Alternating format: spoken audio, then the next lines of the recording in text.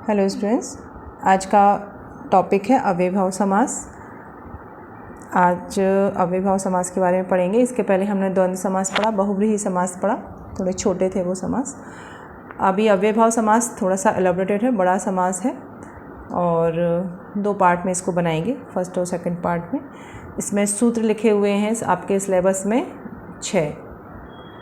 पहला सूत्र ये लिखा हुआ, दूसरा, तीसरा, चौथा, पाँचवा, छठवां। तो हमको बस इसका ये पता होना चाहिए कि ये अव्ययभाव समास से संबंधित सूत्र हैं। बस इसके कोई डिटेल को मैं नहीं पढ़ाने वाली हूँ।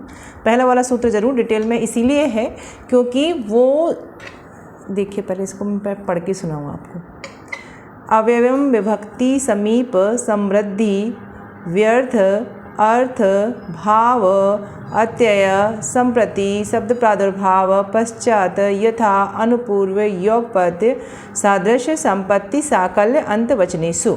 ये अव्ययभाव समास के 16 अर्थ हैं। इन 16 अर्थों में अव्ययभाव समास होता है। अगर आप इसको, मैंने सवास्य साहित्यम के जो वीडियोस बनाए थे उसमें अन्वय पदविच्छेद बताया था कैसे संधि करके करना है। यहाँ पर जब आप इनको अलग अलग करेंगे तो ये 16 शब्द निकल के आएंगे हमारे पास। मैंने इसमें आगे बताया है 16 शब्द कौन कौन से निकल के आएंगे।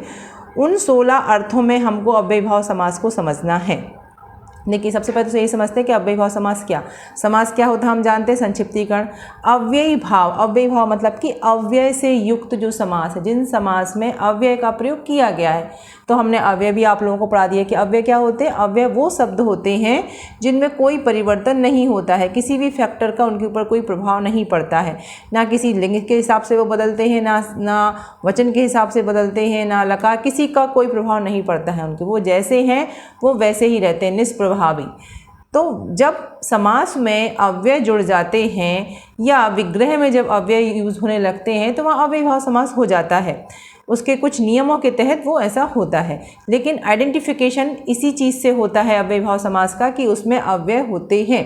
अव्यय के डिटेल वीडियोस आप देख लें, उसमें अव्यय कौन कौन से हैं वो सभी इसमें आएंगे। वो उपसर्ग के रूप में हो तभी भी आएगा वहाँ पर, या किसी और। यहाँ पर अव्ययभाव समास में ज़्यादातर उपसर्ग के साथ में, उदाहरण की जो 16 अर्थ हैं ये उपसर्ग के साथ में ज़्यादातर निकल के आ रहे हैं।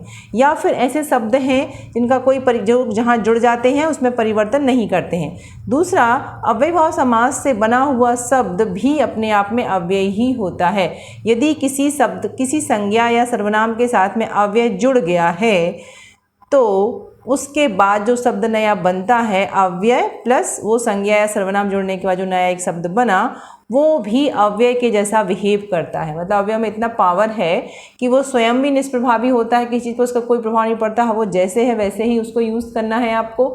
दूसरा, वो जिस भी संज्ञा सर्वनाम, चूँकि संज्ञा सर्वनाम तो लिंग वचन और विभक्ति के साथ चेंज होती हैं, पर यदि अव्यय संज्ञा और सर्वनाम के साथ जुड़ गया है तो उसके बाद जो शब्द बनता है संज्ञा सर्वनाम के साथ मिलने के बाद, तो वो भी अव्यय के जैसा बिहेव करता है। उसकी भी विभक्तियाँ नहीं चलती हैं, उसके भी कोई रूप परिवर्तन नहीं होते हैं, वो जैसा है वैसे ही यूज़ होता है। तो थोड़े से इसके जो इम्पोर्टेंट पॉइंट्स हैं वो देख लेते हैं। सबसे पहला जो सूत्र है वो क्या है, पूर्व प्रधान अव्ययभाव। जिस भी समास में पूर्व पद प्रधान हो वो अव्ययभाव समास होता है। तो अव्ययभाव समास में पूर्व पद प्रधान हो गया। इसके पहले द्वंद्व समास में दोनों पद प्रधान थे। बहुव्रीहि समास में अन्य पद प्रधान, अन्य की विधिष्ठता बता रहा था वो। लेकिन अव्ययभाव समास में पूर्व पद प्रधान होता है। क्यों होता है पूर्व पद प्रधान? क्योंकि पूर्व पद अव्यय होता है। जब पूर्व पद में अव्यय होगा जिससे उस समास का आइडेंटिफिकेशन हो रहा है कि हाँ यही अव्ययभाव समास है, इसी वजह से अव्ययभाव समास होगा, तो फिर पूर्व पद तो प्रधान होगा ही होगा क्योंकि वह अव्यय से युक्त है। समस्त पद नित्य नपुंसकलिंग एकवचन होता है। जो समस्त पद बनता है वो नपुंसकलिंग एकवचन होता है। नित्य यहाँ पे इसलिए लिखा क्योंकि वो अपरिवर्तनीय होता है, वो भी अव्यय के जैसा बिहेव करने लगता है। फिर दूसरा है, यह भी अव्यय होता है, इसके रूप नहीं चलते जो समस्त पद के बाद बनेगा। फिर क्या नेक्स्ट है, अव्ययभाव समास 16 अर्थों में होता है। 16 अर्थ कौन से हैं? जो हमने पहला वाला सूत्र पढ़ा संस्कृत का, वो वाला 16 अर्थ जो प्रथम सूत्र में वर्णित हैं। नेक्स्ट पॉइंट क्या है, अव्यय भाव से संबंधित जो संस्कृत के सूत्र हैं वह आपके समास के बनाने के नियम है, कुछ अपवाद के लिए। तो अव्यय भाव समास में जो सूत्र दिए हुए हैं संस्कृत के, वो कुछ रूल्स के अकॉर्डिंग है और कुछ है वो एक्सेप्शंस के अकॉर्डिंग, कि आप में यदि कोई किसी तरीके का उदाहरण में एक्सेप्शन आ गया है तो वहाँ पर उसको आपको कैसे डील करना है उसके साथ में, ठीक है। तो उसको समझाने के लिए भी नियम है। हमने कई बार वीडियो में आप लोगों को बता दिया है कि संस्कृत के जो सूत्र होते हैं उनको देख के बिल्कुल परेशान नहीं होना, वो एक तरीके के फॉर्मुलेशन है। आगे जो भी चीज़ें नहीं उस हिसाब से नियम के अकॉर्डिंग बैठ रही हैं उनको समझाने के लिए वो सूत्र बनाते हैं। तो हमने अव्यय भाव समास के जो इंपॉर्टेंट पॉइंट्स थे वो देख लिए। अब हम जो 16 अर्थ हैं अव्यय भाव समास के उनको समझेंगे, उनके संबंधित जो उदाहरण उनको समझेंगे। तो इस वाले वीडियो में हम 8 जो उदाहरण उनको समझेंगे और उसके बाद के जो वीडियो होगा उसमें 8 नेक्स्ट वीडियो में समझ लेंगे। ये हैं हमारे 16 अर्थ जो सूत्र में लिखे हुए हैं, जो मैंने यहाँ पर पूरे अलग अलग करके कॉमे के साथ लिखे हुए हैं। विभक्ति, समीप, समृद्धि, व्यधि, अभाव, अत्यय, असंप्रति, शब्द प्रादुर्भाव, पश्चात, यथा, आनुपूर्व, योगपद्य, सादृश्य, संपत्ति, साकल्य और अंत। तो इन 16 अर्थों के साथ में हम अव्यय भाव समास को पढ़ेंगे। इन्हीं अर्थों के उदाहरण पढ़ेंगे और इसमें किस तरीके से विग्रह होगा, क्योंकि हर एक का ग्रह जब करेंगे तो एक स्पेशल शब्द आएगा और जब समस्त पद बनाएंगे तो इन स्पेशल शब्द आएगा। तो ये 16 के 16 शब्द आप अच्छे से लर्न कर लीजिएगा और इसी के हिसाब से इसके उदाहरण बिल्कुल आसानी से आपको समझ में आ जाएंगे। अव्यय भाव समास देखने में लेंदी लगता है क्योंकि वो 16 अर्थों के हिसाब से जब हम उसके उदाहरण एक करके पढ़ेंगे तो वो थोड़ा लेंदी दिखता है, पर वो वैसे कठिन नहीं है। मतलब आपको एक ही फॉर्मूला याद रखना है कि अव्यय, बस। अगर आपने अव्यय को अच्छे से पहचानते हैं और इनके जो कौन सा विग्रह में वर्ड ऐड होगा कौन समस्त पद में, वो तो फिर कंप्लीट हो गया, वो उसमें फिर कोई ज़्यादा दिक्कत की बात नहीं है। पहला है इसका विभक्ति। तो विभक्ति के संबंध में क्या बताया है कि यह विभक्ति के अर्थ में यूज़ होगा, मतलब कि यहाँ पर जो संज्ञा या सर्वनाम आएगा उसका विभक्ति यूज़ होगा।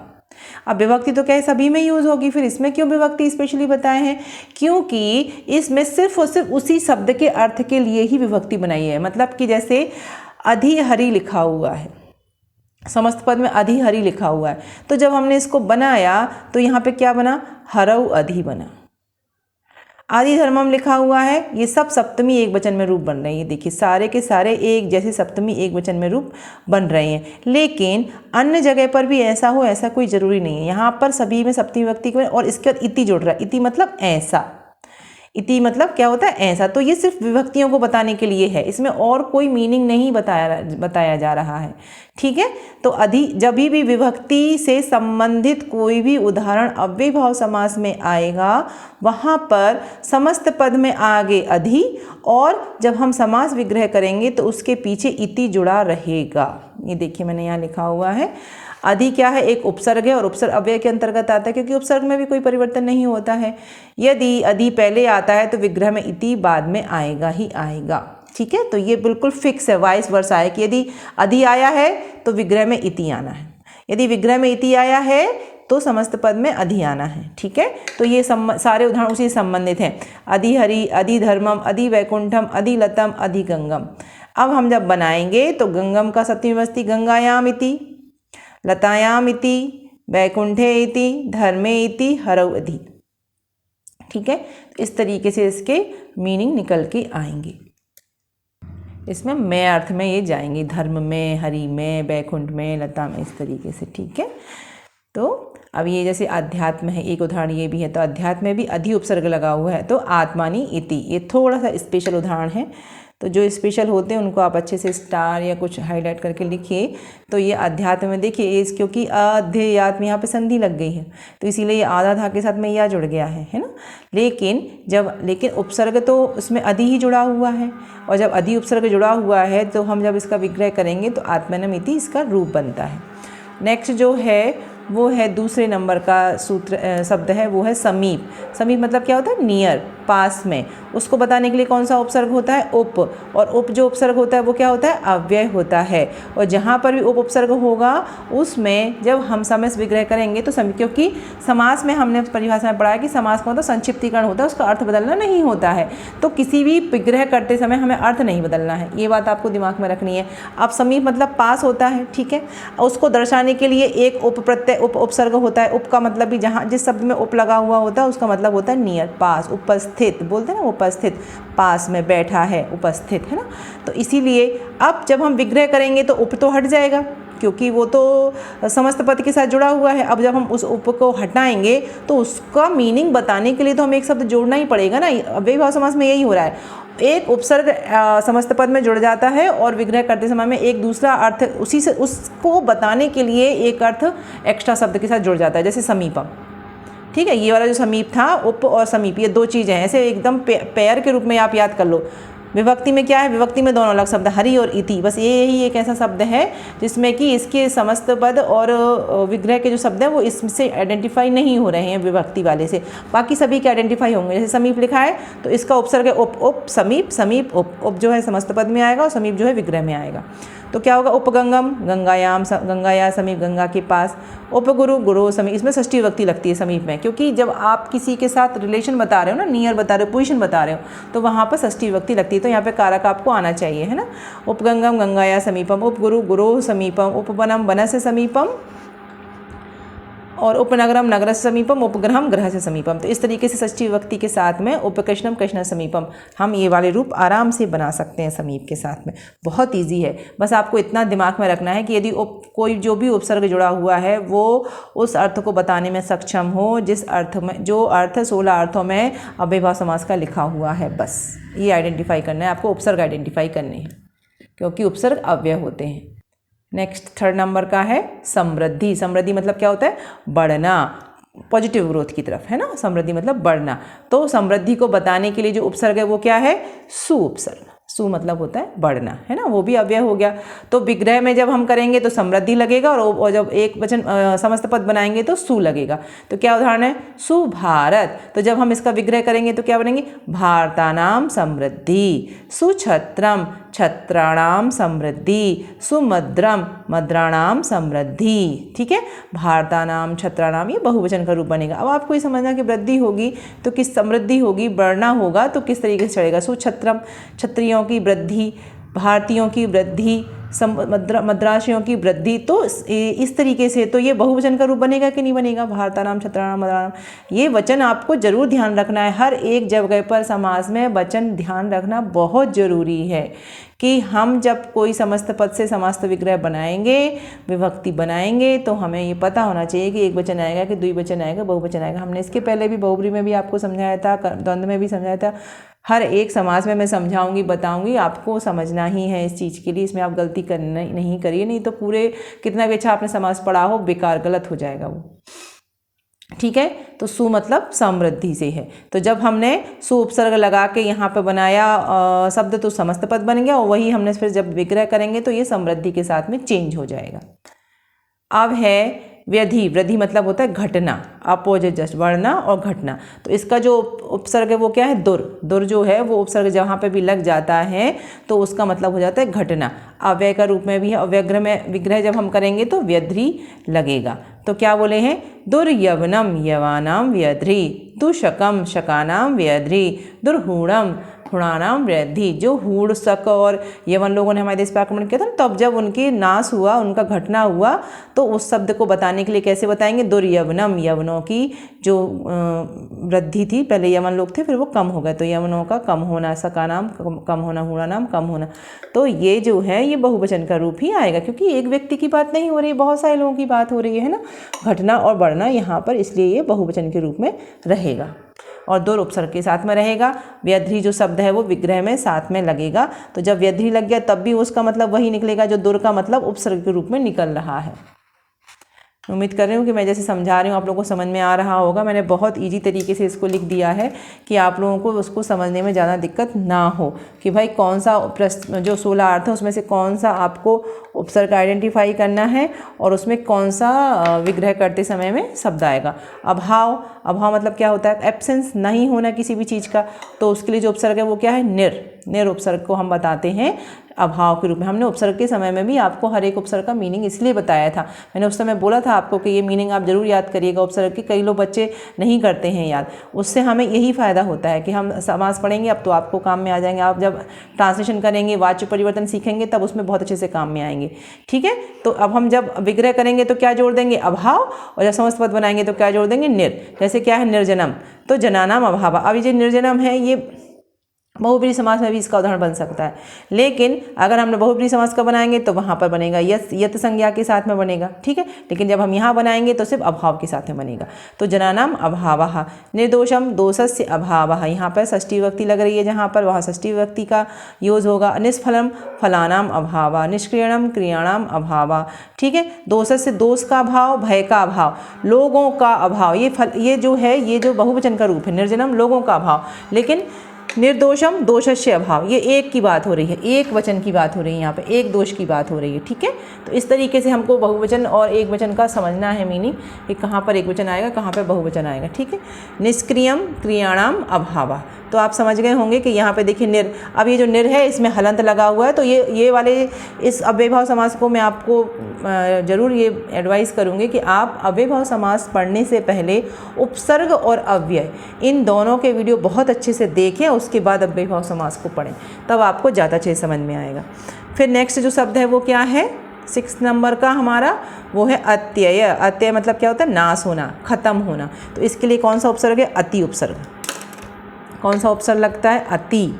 ठीक है, तो अति उपसर्ग लगाएंगे और विग्रह में लगाएंगे अत्यय। तो अति धनम धनस्य अत्ययः, अति पुष्पम पुष्पाणाम अत्ययः, अति शीतम शीतस्य अत्यय। अत्यय मतलब अधिक नाश होना, तो शीता से अत्यय मतलब खंड का नाश। पुष्पाणाम धनस्य, अब यहाँ पे देखिए पुष्पम अति पुष्पम पुष्पाणाम अत्यय, तो यहाँ पे बहुवचन में बनाया है। अति धनम धनस्य अत्ययः, अति शीतम शीतस्य अत्ययः। नेक्स्ट है जो वो उसमें असंप्रति। असंप्रति का मतलब होता है अनुचित अर्थ। अनुचित अर्थ मतलब कि जो जैसा होना चाहिए वैसा नहीं होना, वहाँ पर भी अति उपसर्ग आ रहा है। अभी मैं आपको ये बताऊंगी कि अति जब दो जगह आ रहा है या अनु कई जगह उपसर्ग रिपीट हो रहे हैं। जैसे इसके पहले हमने पढ़ा था अति किस चीज़ में बता रहे थे? वो नाश होने में, खत्म होने में, और यहाँ पे बता रहे हैं अनुचित अर्थ में। अनुचित अर्थ में भी अति का प्रयोग हो रहा है। कैसे इन दोनों में डिफ्रेंशिएट करेंगे वो मैं इसकी बात बताती हूँ। अभी अति निद्रम। अति निद्रा मतलब इतना हिंदी में पता होना चाहिए आपको कि अति निद्रा मतलब क्या? बहुत ज़्यादा नींद आना। तो निद्राम संप्रति ना युज्यते, जो संप्रति है, देखो असंप्रति है, ये शब्द क्या है? असंप्रति। ठीक है, अब निद्रा असंप्रति या हम लिखेंगे निद्रा संप्रति ना युज्यते। तो निद्रा संप्रति ना युज्यते करेक्ट वर्ड है, ना कि असंप्रति।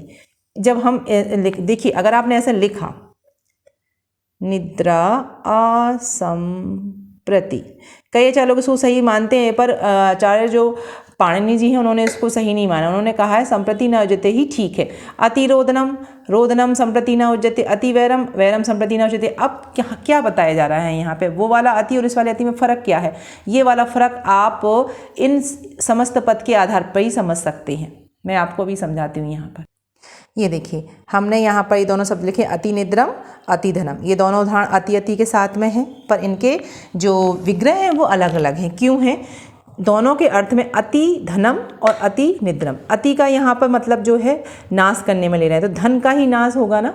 अगर धन होगा पहले से तो वो नाश हो जाएगा। लेकिन अति निद्रम को हम नाश के रूप में नहीं ले सकते, अति वैरम को हम नाश के रूप में नहीं ले सकते। अगर नाश के रूप में होगा तो अनुचित अर्थ में तो निकलेगा ही नहीं ना इसका मीनिंग।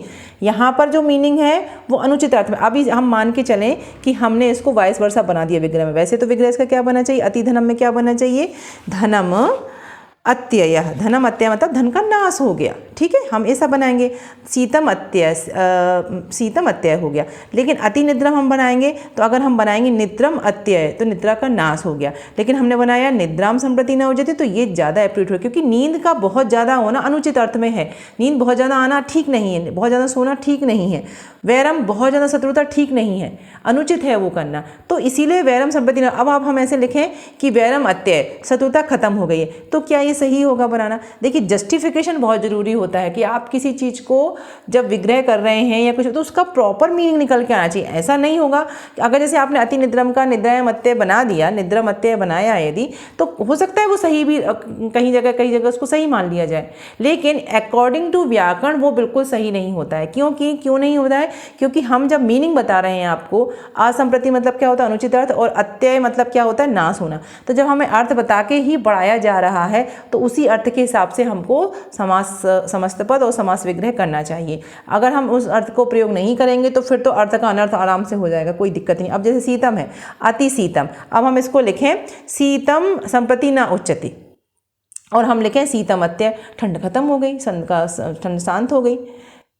ठीक है, अब हम अगर शीतम प्रति संप्रति न उच्यते तो अनुचित अर्थ में क्या आएगा? शीतम का नहीं है। अनुचितता कहाँ पर होगी? व्यवहारिक रूप से अनुचितता होती है ना, जो हम काम करते हैं वो गलत काम हो रहे हैं, वैसे नहीं होने चाहिए। तो उन्हीं चीज़ों को लेके अति रोदनम, रोना, अति ज़्यादा रोना ठीक नहीं है, अति वैरम ठीक नहीं है, अति निद्रम ठीक नहीं है, ठीक है, अति आलस्यम ठीक नहीं है, अति आहारम ठीक नहीं है। इससे बहुत सारे उदाहरण बने के आएंगे। तो ये चीज़ ज़रूर आपको समझनी चाहिए। आचार्यों ने जो नियम बनाए हैं वो बहुत सोच समझ के बनाए हैं और हमें उन्हीं के हिसाब से चलना चाहिए। अगर आप एक दूसरे में बना देंगे, हो सकता है कि कई उसको रिकमेंडेड कर दे कि हाँ ये भी सही है और कंटेंट्स के अकॉर्डिंग भी सही होता है। लेकिन जैसे अगर आपको कोई श्लोक लिख के आया, ठीक है, आपने अलग अलग ऐसे इंडिविजुअल एक शब्द आया बना दिया, और अगर ऑप्शन में जैसे निद्राम संप्रति न उच्यते ही लिखा है या निद्राम अत्यय ही लिखा हुआ है, दोनों लिखे हैं तब तो निद्राम संप्रति न उच्यते पे टिक होगा। दोनों नहीं लिखे हैं, दोनों में से कोई एक चीज़ लिखी है तो फिर जो लिखा है उस पर आप टिक कर सकते हैं। लेकिन यदि श्लोक पूछा गया और श्लोक में अंडरलाइन करके कोई शब्द आया, उसमें लिखा अति निद्रम, और आपने अति निद्रम अत्यय कर दिया जबकि उसका मीनिंग अनुचित अर्थ में था श्लोक में, तो वो पूरा गलत हो जाएगा। और हमारे सिलेबस में स्पेशली लिखा हुआ है कि श्लोक संबंधित आपको पढ़ाई करनी है संधि और समास की, कि आपको श्लोक के अंडरलाइन करके भी संधि और समास पूछे जा रहे हैं।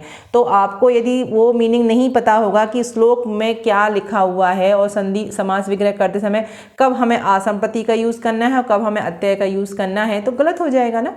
इसीलिए मैं कह रही हूँ कि आप इसको समझ के अच्छे से करो। तो असंप्रति, आ मतलब क्या होता है? एब्सेंस, संप्रति का एब्सेंस, तो उसको कैसे लिखा है इन्होंने? संप्रति ना उच्यते, ना का यूज़ कर लिया ना, संप्रति नहीं होना, अच्छा नहीं है वो, ठीक है। निद्रा ज़्यादा अच्छा नहीं है, रोदनम ज़्यादा ठीक नहीं है, वैरम संप्रति ना उच्यते, वैरम मतलब दुश्मनी किसी की ज़्यादा ठीक नहीं है। अब है प्रादुर्भाव, शब्द प्रादुर्भाव। शब्द प्रादुर्भाव क्या होता है? शब्द होना, किसी चीज़ की आवाज़ होना, कहीं से आवाज़ होना। इसके लिए क्या शब्द होता है? इति उपसर्ग का प्रयोग होता है। आप ये कन्फ्यूज मत होइए, इति हमने विभक्ति में पढ़ा है, वो हमने समास विग्रह में पढ़ा है, ठीक है। यहाँ पर समस्त पद में इति आएगा और उसमें इति विग्रह में आएगा, उसमें समस्त पद में अधि आता है। तो अधि और इति का वो कॉम्बिनेशन है और ये शब्द प्रादुर्भाव और इति का कॉम्बिनेशन है, ठीक है। तो क्या बोले? इति हरि, तो क्या बनेगा इसका शब्द? हरि शब्दस्य प्रादुर्भाव, शब्दस्य प्रादुर्भाव, शब्दस्य प्रादुर्भाव, शब्दस्य प्रादुर्भाव। तो क्या क्या जुड़ेंगे? शब्दस्य इति भारतम, भारत शब्दस्य प्रादुर्भाव, इति प्रणवम, प्रणवस्य शब्दस्य प्रादुर्भाव। तो यहाँ पर शब्द प्रादुर्भाव के साथ में जब भी विग्रह बनेगा तो उसके पहले इति लग जाएगा। तो इति हरि, हरि शब्द से प्रादुर्भाव, इति भारतम, भारत से शब्द प्रादुर्भाव। इस तरीके से इन शब्दों को हम बना सकते हैं, ठीक है। तो मुझे उम्मीद है कि आप लोगों को ये समझ में आ गए होंगे। 8 ये प्रकार हैं, इसके आगे के वीडियो में मैं 8 और बता दूंगी आप लोगों के लिए। तो इस तरीके से आपका अव्ययभाव समास ये समाप्त हो जाएगा। मिलते हैं नेक्स्ट वाले वीडियो में, नेक्स्ट इसके पार्ट में। Thank you very much.